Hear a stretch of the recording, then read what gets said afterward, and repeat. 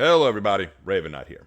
So people have begged for a Tokyo Ghoul killer for a very long time. It's actually surprising looking back and seeing how many folks were insistent on this new killer coming. And I wasn't really a fan of Tokyo Ghoul at the time. In fact, I hadn't watched it at all. So when I heard that they were finally adding Tokyo Ghoul and Ken Kaneki was going to be the new killer coming to the game, I shrugged. I didn't know anything about it, so I had to watch some of the show at least. And upon learning more about Kaneki and his story, all I can say is that I don't quite know why people wanted him to be the killer. Honestly, the skin that came out with Kaneki is way more fitting as a killer, but we'll get into that in a minute. Let's break down the lore as DBD gives us, and we can maybe hash out why I don't think this made a lot of sense. The lore, honestly, is pretty close to the actual opening of Tokyo Ghoul. Ken Kaneki was a normal university student just making his way in the world. Mild-mannered and timid, he took a chance to ask out a girl he'd seen frequent his favorite cafe. The girl's name was Rize Kamishiro. As he was walking her home from their date, Rize revealed her true identity to Ken. She was actually a ghoul. Ghouls are creatures that appear human but are actually man-eaters. Endowed with superhuman strength, speed, and endurance, ghouls hunt humans and eat them as normal food won't satisfy them. Rize, in particular, was a very powerful ghoul known as the Binge Eater, since she often ate far more than she needed to in order to survive, drawing a lot of attention to herself, making her a major nuisance for her kind. Before Rize could feast on Kaneki, though, fate seemed to have other plans, as an accident caused a bunch of construction equipment from a nearby construction site to fall and crush her, killing her. Kaneki survived, but the process wasn't without issues. He needed emergency organ transplants, and so the doctors ended up transplanting some of Rize's own organs into his body, turning him into a half-ghoul. I'm 98% sure that's not how organ transplants work, but you know what, we'll go with it. Normal food no longer tasted good to Kaneki. His body rejected it all out. He was plagued by strange new cravings and desires, like to consume human flesh, for instance. Luckily, Ken was discovered by the ghouls of Anteiku, a cafe run by ghouls who help their fellow survives and adjust to human society. They taught him what it means to be a ghoul, how to survive, how to control his cravings, and how to fight. Kaneki might have gone on to live a relatively normal life as a half-ghoul, had it not been for his fateful encounter with Jason, a dark and demented ghoul. Jason captured, kidnapped, and tortured Kaneki through unspeakable and horrifically violent means. It broke his mind and psyche, stripping Kaneki of the meek young man he used to be and leaving behind a cold and merciless ghoul. Kaneki escaped his tethers, battled Jason, and then consumed him. As he started to leave his prison, he wondered what he would do now. Would he ever be the same? But just as he was about to answer that question, the fog claimed him. And that's the lore we're given. Now, I'd tell you actually what happened to Kaneki after his escape from Jason, but honestly, I don't know yet. Haven't gotten that far in the manga yet myself. From what I've been told, though, he decided he was done being a coward and decided to become something of a vigilante, protecting the people he cared about and using his ghoul powers to do so, but I don't honestly know the details. What I will say is that, as usual with licensed characters, I can't really comment on how good or bad the lore is. It's not really DBD's lore. What I will say is that Kaneki seems an odd choice to make a killer. Now, obviously, the fan base has informed me that the entity helped to corrupt his mind and make him into the monstrous ghoul he is now, because the entity can just change people's personalities, I guess. But again, I find that this is a strange cop-out for two reasons. First is, why does the entity have to manipulate people into becoming his tools? Why can't he find people more willing? Which leads into the second point. Rize made way more sense as a killer than Kaneki did. The Rize skin is so much more fitting, as Rize Kamishiro was actually a psychopathic killer and cannibal. That's why I run her skin instead of Kaneki, because she makes perfect sense to be a killer. No entity manipulation required. In fact, she'd probably jump at the opportunity to kill constantly as long as she gets to take a bite of the prey. Wouldn't it be funny if instead of getting Kaneki, we had a situation where, you know, when she was about to eat Kaneki and the construction equipment fell on her, what if the entity saved her from that and brought her to the entity's realm, and that's how she got there, and he made a deal with her. I'll let you eat all the survivors you want in exchange, hook a few of them for me. She'd be all over that, I feel like. She would be all over it. But with Kaneki, from what I've seen, he's honestly a good kid. Yes, he was tortured and manipulated by Jason, which is very tragic and very upsetting. But from what I understand, it didn't turn him into a monster. It didn't turn him into a villain right out. He became a little bit darker, a bit more twisted, a bit more edgy, no question. But he was still fighting on the side of the angels, even though he wasn't one himself, as the saying goes. So I don't see him being a killer. So what people are going to say is, oh, well, the entity manipulated him, and therein lies the problem. By that logic, anyone could become a killer. We could take a wholesome person like Superman and make him a killer, but the entity twisted his mind and made him evil. You see what I mean? It starts to turn into a cop-out to have all these characters that don't need to be killers twist their minds because entity magic, and now they're killers. Especially in this case, it doesn't make a lot of sense because Rize Kamishiro makes perfect sense to be a killer. Kaneki doesn't. Now, of course, someone who's a huge fan of Tokyo Ghoul is going to come to me in the comments and say, actually, in the manga or anime or what have you, it turns out that Kaneki does this and this and this and that makes him into a psychopathic killer. And maybe you're right. I haven't seen that. But based on the lore given to us, because that's what I got to do. I can't look at the wider lore in these situations. I've got to look at the lore given to us by DBD, and based only on what we've been given, I don't see it. Not as well as Rize, anyway. I think Rize just makes way more sense. But you know what? That's not what people are here to talk about. They're not here to talk about the lore. They want to know about how to play them. So let's talk about the Ghoul's power. The Ghoul's power is One-Eyed Terror. Like all ghouls, Kaneki has 4 Kagune tendrils. What are Kagune? These are large, fleshy tendrils stored in the ghoul's back, which the ghoul can use to lash out at foes, prey, or use to leap around Spider-Man style. They're stronger than steel, and they are the only known weapon that can kill a ghoul, which is why the CCP uses them to hunt ghouls. At the start of the trial, the ghoul has 2 tokens on his power. Hold down the power button to aim at anything within 14 meters of you, and once you pick your target, hit the attack button to do a Kagune leap, having your tendrils lash out and snare the object, pulling you rapidly towards it. This also allows you to jump windows and pallets if you do it right. Now, if you leap and still have a token, you have 5 seconds to aim and perform the leap again before the power goes on cooldown. If the ghoul uses his power to jump a pallet, the power goes on cooldown automatically.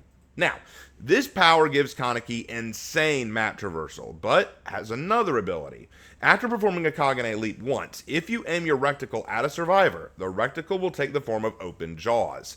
If you perform the leap again, you will snare that survivor and lunge towards them, locking them in place. And when you do this, you'll strike the survivor, injure them, apply the deep wound status effect, and apply Kaneki's mark. Further, the ghoul will then enter enraged mode, and this is where things get interesting. While in enraged mode, the ghoul gains a 3rd token to perform their Kagune leap, as well as allow them to recharge their Kagune leap tokens faster. The enraged mode remains as long as there is at least 1 survivor in the match with the Kaneki mark on them. Meanwhile, a survivor with Kaneki's mark will maintain it as long as they are in the deep wounds effect. If they mend themselves from deep wounds, they lose the mark, and after 40 seconds, enraged mode ends for the ghoul.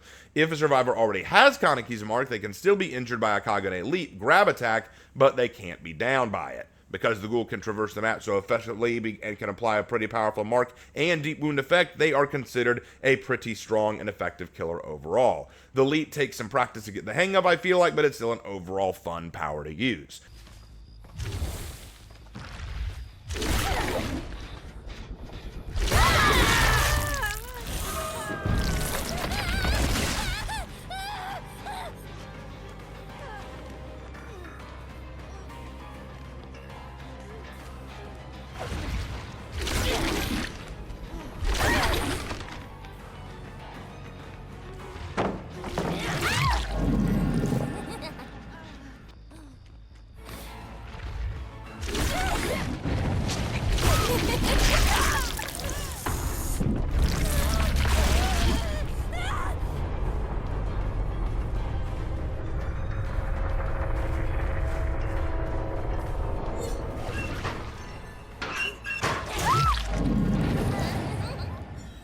Now, the ghoul did have to go through a slight nerf after his release, because when he was released, he was basically unbeatable. His leap was way more powerful, way more lengthy. He could do it far faster and with far more distance. They had to nerf him a bit, but still, even now, after his nerf, he's still a pretty strong killer, I feel like, and a lot of people have really enjoyed him. I personally enjoy him, although, like I said, I usually play the Rize Kamishiro skin, which I just think fits so much better. Now, as for his perks, the ghoul's perks are definitely interesting. The ghoul comes with Forever Entwined, Hex Nothing But Misery, and None Are Free. Forever Entwined is a unique perk where if you damage a survivor with a basic attack, you gain a token, earning a maximum of 8. For each token you pick up, drop and hook survivors 4% faster. This perk is decent on speed builds when you want to just move fast and continue to apply pressure, but honestly, there's not a whole lot of use to it. I guess the best thing that I can say about it is that if you're running a speed build and running this with something like Fire Up, then yeah, this is a pretty decent build, because then you'll be picking up and moving survivors super, super fast. Next is Hex Nothing But Misery. This is a perk I like, but I think it needs some tweaking. If you damage a survivor 8 times, a random dull totem in the trial turns into a Hex totem. While this totem is active, anytime you damage a survivor, they suffer from the Hinder status effect for 15 seconds. This perk has only one problem, in my opinion. It's a little overkill. Never thought I'd say that because I'm a huge killer fan, but I think it is a little overkill. The hindrance lasts a little too long, I feel like. I drop it to 10 seconds at most. Otherwise, this is a pretty fine perk, though I will admit it doesn't actually work great for the Ghoul, since most survivors are going to choose to stay injured rather than keep feeding the Kagane grab attack. So keep in mind, if they stay injured and you keep doing your Kagane attack, you're not able to really damage them. It's kind of funny how that works, but it's still a good perk, and if used on other killers that damage constantly, like, say, Legion, I think it's pretty good. And none are free. Honestly, it depends on the situation and map to be useful. Each time you hook a survivor for the first time, this perk gains a token for a maximum of 4. When all generators are powered, this perk activates. For each token earned, the entity will block all windows and upright pallets for 16 seconds for a maximum of 64 seconds. So, to be honest, this perk is best when used in an in-game build. You really want to run this perk to slow the you really want to run another perk to slow the exit gates, or even add no-ed. Otherwise, this perk likely won't be your best friend in all circumstances, because smart survivors do not require pallets and windows to outdo you at the end game. And if you've gotten to the end game and there are still enough survivors to be a problem, this perk is just, slowing the inevitable at that point. So honestly, you need a strong in-game build with this perk to make it useful. So that would be my recommendation. And that is the Ghoul. Let me say this as my final thoughts on the matter. I do not mind Kaneki being in the game. I don't mind one bit. In fact, the addition of Tokyo Ghoul is kind of a breath of fresh air, because it means there are more licenses we could get from anime and other mediums that could be very creative. The issue I take is Kaneki himself doesn't make sense to me from what I've seen to be a killer. You got to keep in mind that while there can be sympathetic killers in the entity's realm, like the Spirit, who I think is very sympathetic, at the same time, I can't help but feel like Kaneki's addition to the lore doesn't make a lot of sense. And if your only excuse is, oh, well, the entity manipulated his mind or manipulated him or, pushed him to that extreme, again, this kind of hurts the lore overall, because anyone could then be pushed over the edge. Why couldn't you take one of the survivors that we have right now and the entity push them over the edge and make them a killer?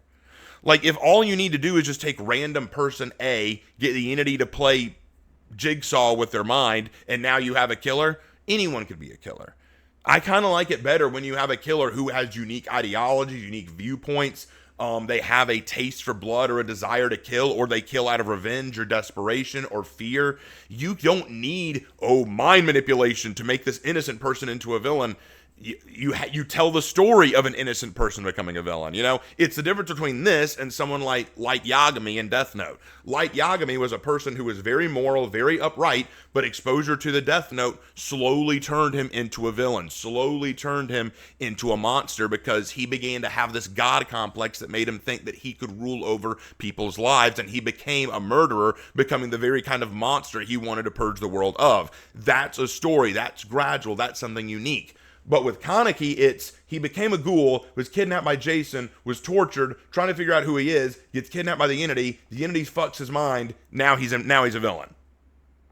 I don't know, that just doesn't fit as well. I think if we explored Kaneki, or maybe you told the story of Kaneki being caught by the entity and the entity slowly manipulated him, or talk about while he was tortured by Jason, the entity was communicating with him then you might have something, but just, now he was claimed and now he's mind fucked. It doesn't work for me. And of course, I can't wait to see the comments where people tell me how wrong I am, and it's okay. I haven't watched that far into Tokyo Ghoul. It's one of those things where the more you demand I watch something, the less I want to. You know what that's like, guys? That's kind of where I'm at right now, and everyone's saying, watch Tokyo Ghoul or read Tokyo Ghoul.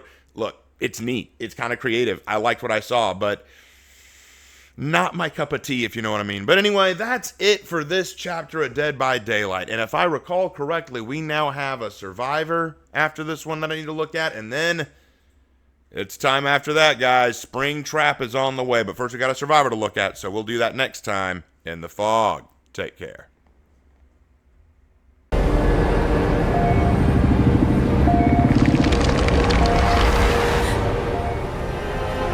This cannot possibly be real.